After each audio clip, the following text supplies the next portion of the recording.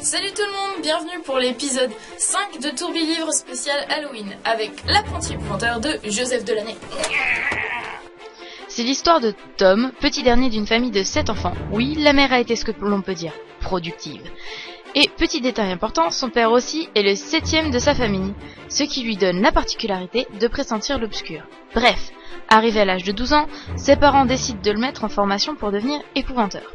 Il part donc avec son maître, un type pas commode, avec un long bâton de bois dans la main gauche et une longue cape à capuche. Tom démarre donc ses études par un examen. Rester une nuit entière dans une maison hantée et descendre à la cave à minuit pile. Pas de cours, rien, nada, que dalle. Ah si, 3 conseils. 1. Ne jamais ouvrir la porte donnant sur la rue. 2. Ne pas descendre les escaliers de la cave avant minuit. Et 3. Ne jamais, au grand jamais, laisser la chandelle s'éteindre. Paye tes études, c'est comme si au début de la terminale on te mettait une épreuve du bac. Enfin bon, après avoir réussi son examen, l'épouvanteur décide de le garder et ils vont à la maison d'été de celui-ci.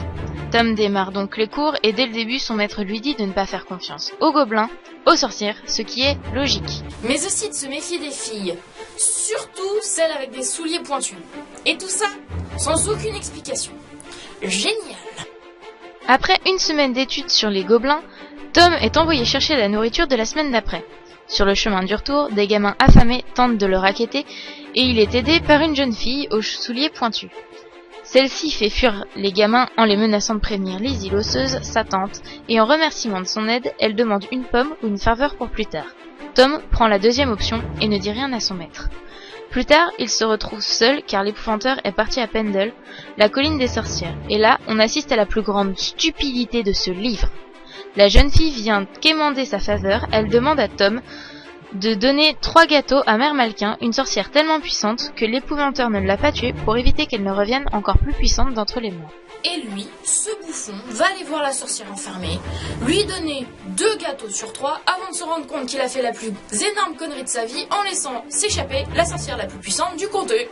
Bon, je sais que sans ça, il ne sauverait pas un gosse de 2 ans, il ne tuerait pas Mère Malkin, et il ne manquerait pas de tuer toute sa famille.